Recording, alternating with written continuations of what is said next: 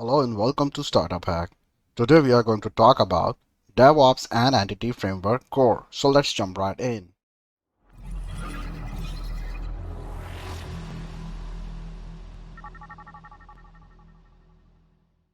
Make sure to check out the link down below because we always provide the code samples that you can pull down and follow along so you can see in our project. Do you want to earn $100,000 a year? Do you want to become a software developer within just 3 months? With our amazing course and awesome tutors, you never have to worry about getting stuck. We help students to learn skills that companies want to hire. We are Startup Hack. Don't forget to subscribe our channel. So let's get started. Alright, to keep things simple and focusing in the migration executable, let's assume we are maintaining an API that manages a warehouse. This API is responsible for storing product information and stock movements and is implemented using a typical three-layer architecture using Entity Framework Core to store and retrieve data from a SQL Server database. In this hypothetical scenario, we decided to improve our DevOps process by creating a console application to apply migrations into the database. This tool will be called Migrator, which is a new console project inside database layer.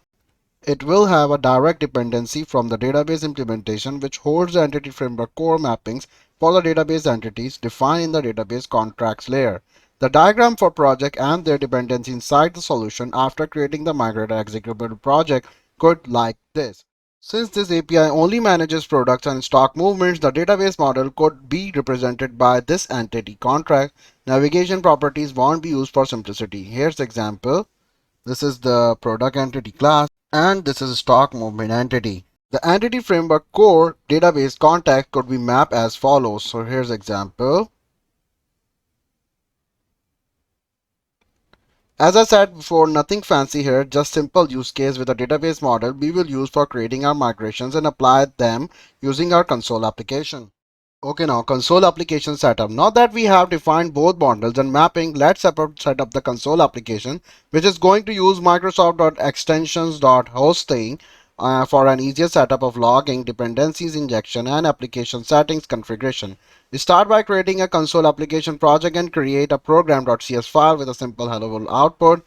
Add a project reference to the database implementation and add both Microsoft.extensions.hosting and Microsoft.entityframework.tool packages.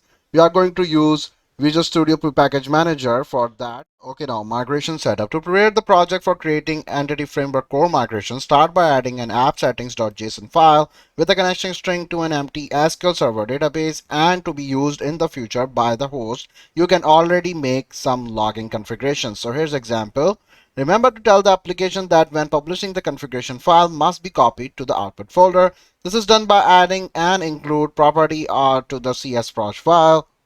So here's example to add the one line in the csproj file to it will copy to output directory. Create a new class implementing iDesign time DbContext factory. This class will be responsible for creating and configuring the database context when managing migration via .NET Core CLI tools or Visual Studio Package Manager console. To know which connection string must be used, we are going to use configuration builder to read the settings file and then register as SQL Server provider with a small detail. We must specify that the migrations are stored in the console application executable, not where the context is defined. So here's the example.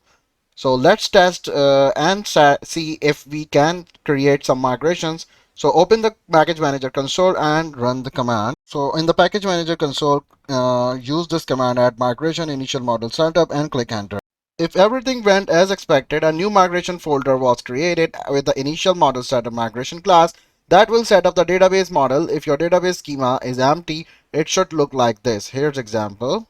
It will automatically generate this file. Okay, now that we know that the project is ready to add or remove migrations based on our development database, let's create all required code to apply migrations when running the console. Open the launch profile and in the environment variable, add a new .NET environment with a value of development. Here's an example for that.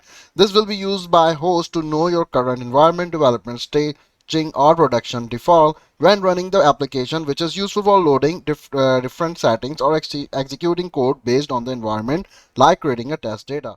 Open the program.cs file and use host.create application builder to create a builder for setting up a new host. It will use pre-configured default look like loading settings from the app settings.json file or from environment variables and output logging to console and debug windows while supporting dependency injections. You can use the builder to register other logging providers like nlog or Serilog and register the entity framework core context into the dependency injection container using a SQL provider as well, because the migrations are going to be run by console application context can be shared as a singleton by default is a scope useful ASP.NET Core apps. Otherwise, you must create a scope explicitly. Once again, don't forget to specify the assembly where migrations are stored. So here's example of whole program.cs file.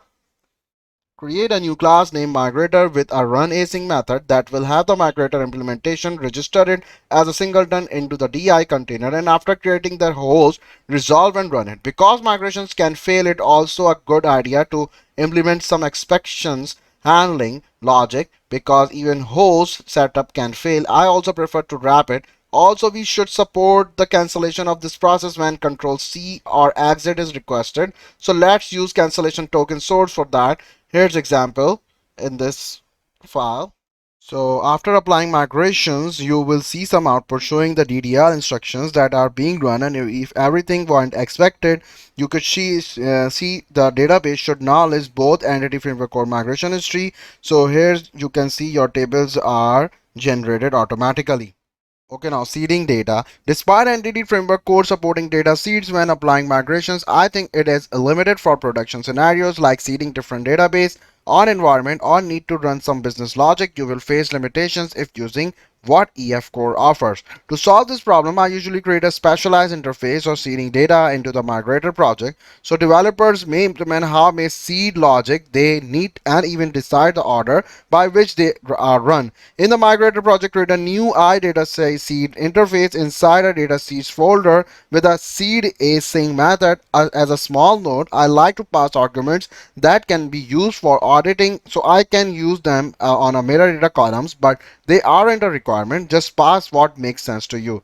So here's example. Let's change the migrator to run all registered seeds. After applying the migrations, open the migrator.cs file, pass a collection of data seeds to the constructor, and then inside a transaction, execute each seed one by one. I recommend to flush changes after each seed to be sure they all see the data created by each other, even if some have to execute native SQL code for performance reasons. So here's example.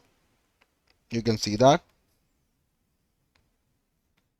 Test implemented data seed logic. Let's assume we want to create test products for development and staging environments, but not in production. Create a new products data seeds class inside the data seeds folder and implement the seed async method, creating a bunch of product if they don't exist and the migrator isn't running production. Here's example.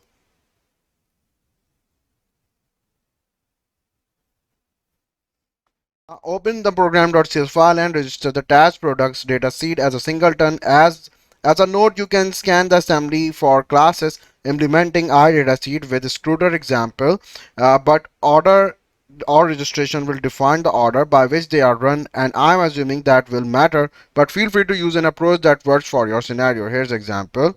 You can register this as an add singleton. So when I run this migrator project, so tables should have test the data, and you can see in the console output as well, you can see there's the test data over there. So this is how our project works. So thank you for watching this video. In this video, I explain how DevOps process can be simplified by implementing a console application that knows how to apply Entity Framework core migrations and seed initial data to a database to be introduced the continuous delivery pipeline.